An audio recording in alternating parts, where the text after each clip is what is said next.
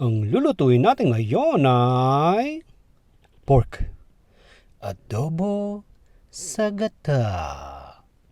Welcome po sa Kawali ni Waray. Yan ang mga gagamitin nating ingredients para sa ating adobo sa gata. Dahon ng laurel.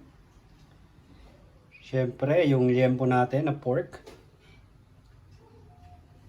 Pamintang buo. Bawang, pwedeng buo, pwedeng ganyan, o pwedeng mas durog pa, depende sa gusto nyo.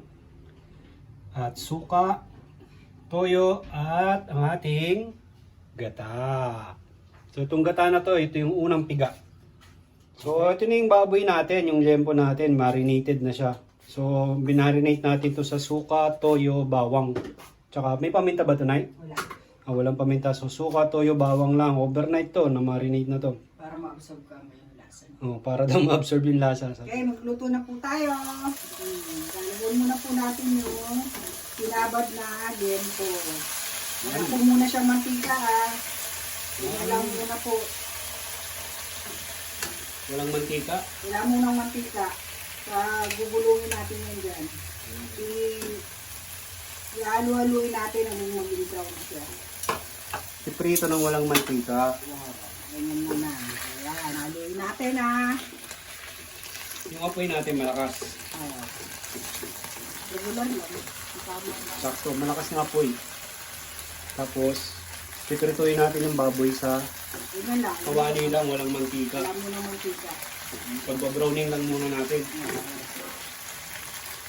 Pero kailangan madalas yung haluin para magpantay siya. So babantayan mo maigi yan.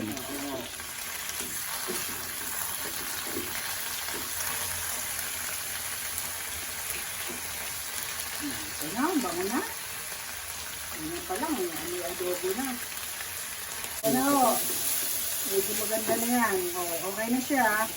Nalagay na natin tong pinag-marinade na natin. Pinagbabaran, yan yung sabaw niyan, di ba? Tsaka lalagyan natin ng konting tubig para malambot na mali. Pampalambuat, dagdagan ng tubig. Lagyan natin ng tubig para lumambot siya. Yan.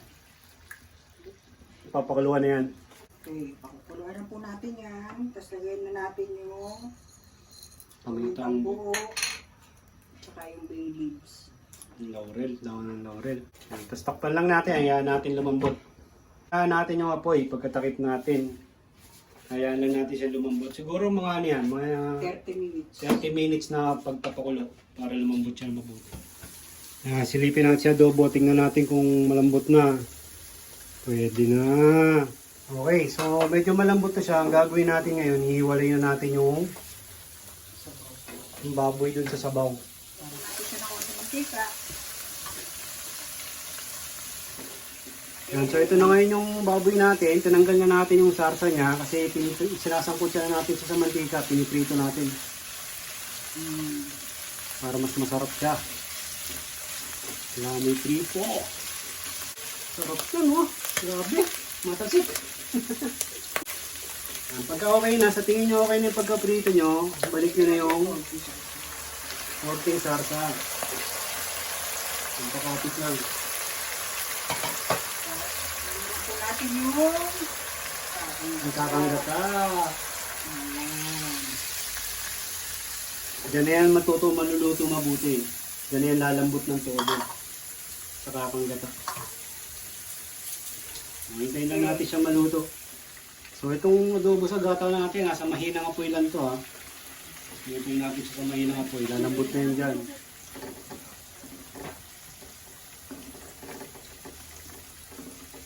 Ganda na ng kulay, creamy na.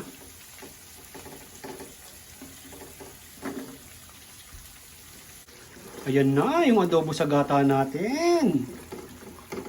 So okay na yung lasa niyan, tinikman na namin eh. So depende sa inyo kung gusto nyo mas konti yung sauce, yung sarsa niya. O kaya kung gusto nyo pang dagdagan siya ng asin. para Timplahan. taste. Pero okay na yung lasa niya, toyo, suka lang. Panalo na yan. So itong adobo sa gata, pinapatuyuan pa namin ng konti. Kasi mas gusto ko yung medyo tuyo, yung sarsa. Kung gusto nila. Pero okay na yan, luto na yan, malambot na yung baboy eh. Templado na siya eh. Panalo na yan. Kung gusto nyo ng ganito na medyo may sabaw, nasa sa inyo yun. Pero ako kasi gusto ko medyo tuyo. Yung iba nga di ba gusto yung nagmamantika. Kaya ako gusto may konting sarsa. It's your choice. Kanya-kanya lang yan.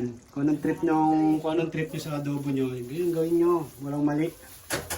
Yun, luto na po yung adobo natin sa gata. Okay, sana nag-enjoy kayo. Sarap na ito. Panalo talaga to. Kailangan extra rice. Kailangan Only rice. extra rice daw.